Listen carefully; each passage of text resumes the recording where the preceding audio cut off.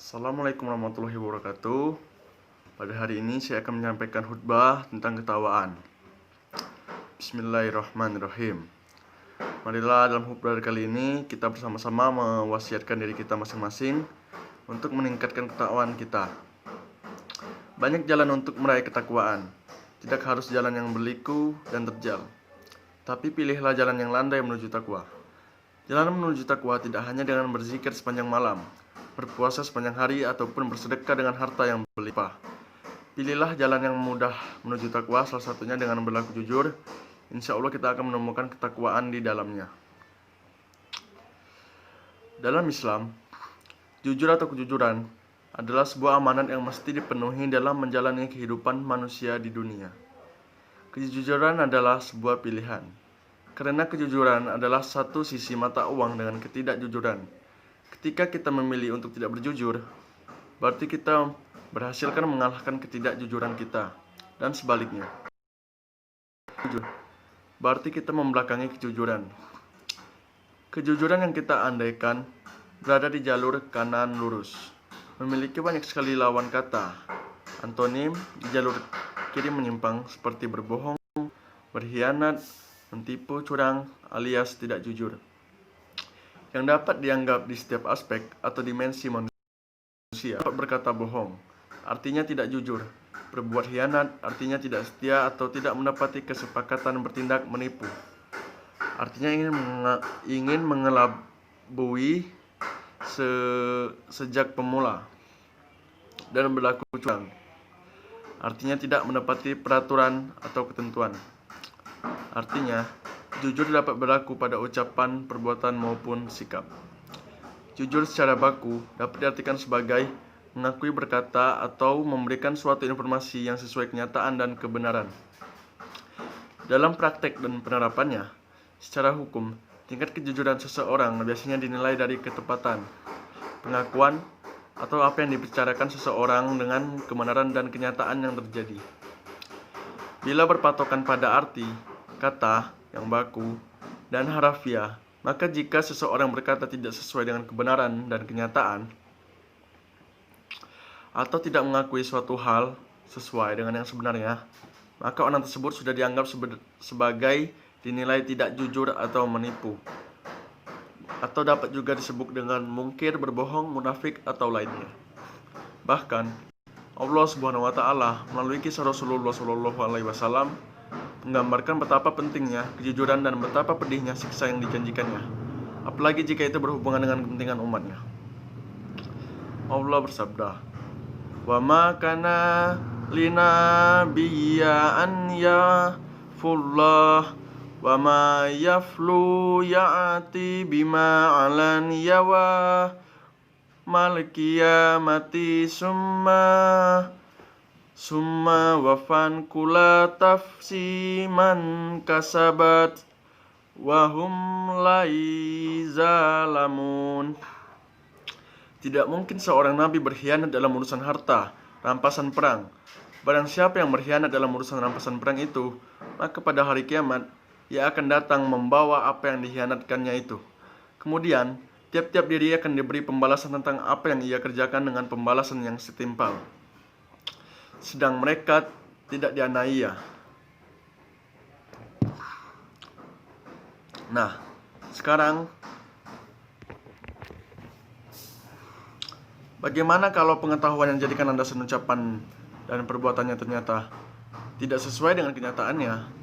Artinya, pengetahuannya salah. Disinilah fungsi agama berlaku.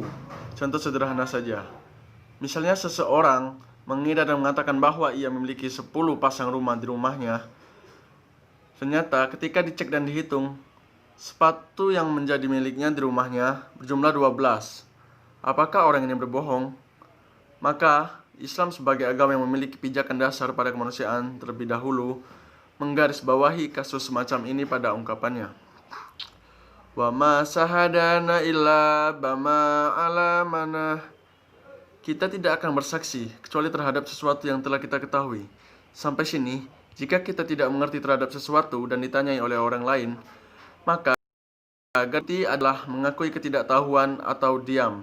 Dalam arti tidak ikut berpolemik, yang justru akan menjadikan segalanya semakin keruh. Dalam hal ini berlaku kaidah la sakawata salamat, diam adalah keselamatan.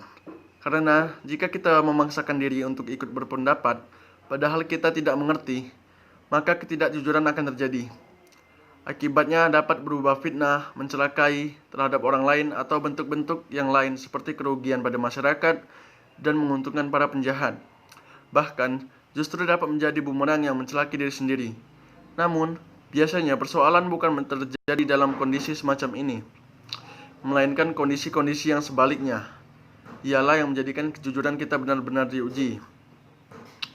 Yakni, jika kita mengetahui, menyaksikan, dan mengalami atau melakukan sendiri ketidakjujuran, kecurangan, atau penipuan-penipuan, beranikah kita menyatakan secara jujur?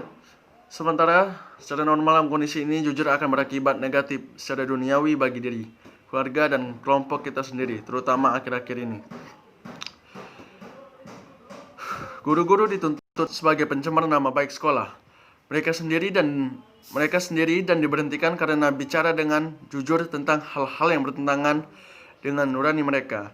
Padahal yang mereka ungkapkan sebenarnya sudah bukan lagi rahasia, bahwa terjadi kecurangan di mana-mana, terutama dalam masalah ujian nasional.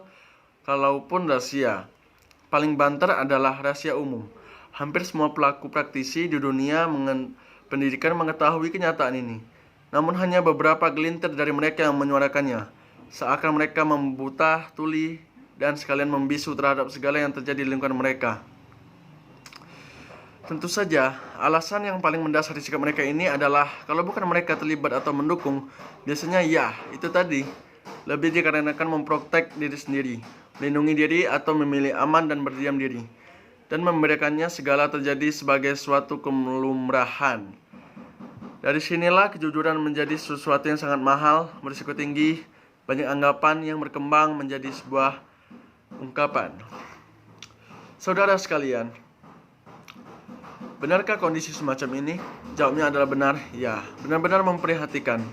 Sekali lagi benar-benar memprihatinkan bahwa kejujuran merupakan pintu menuju kehancuran. Setidaknya di Indonesia yang merupakan negara besar, berpenduduk lebih dari 200 juta jiwa. Selain itu, Indonesia merupakan negara yang kaya akan sumber daya alam. Seolah negara ini merupakan negara yang sempurna untuk ditinggali dan tidak akan habis kekayaannya.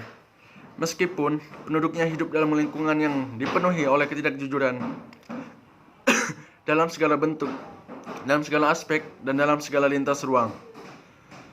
Maka, jika kondisi telah sedemikian mengenaskan, saudara-saudara, tiada apapun yang dapat memperbaiki keadaan selain masyarakat itu sendiri.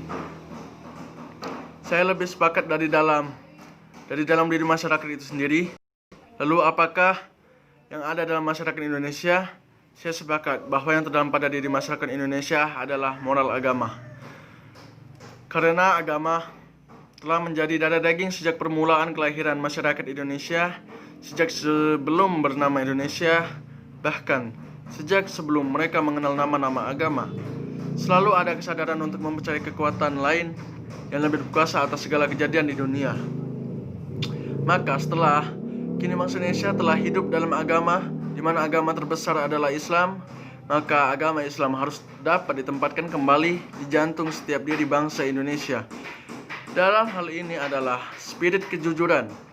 Masyarakat harus kembali meyakini kejujuran sebagai amanah agama yang dapat membawa kebahagiaan bukan hanya di dunia, melainkan di akhirat. Hal ini dikarenakan mayoritas masyarakat hampir-hampir tidak mempercayai pengadilan dunia yang terlalu mudah dibeli. Sementara pengadilan dunia yang terlalu mudah dibeli, pengadilan Allah tidak mungkin diselesaikan dengan tanpa kejujuran atau perhitungan tepat. Siapa yang bersalah, dialah yang akan dihukum.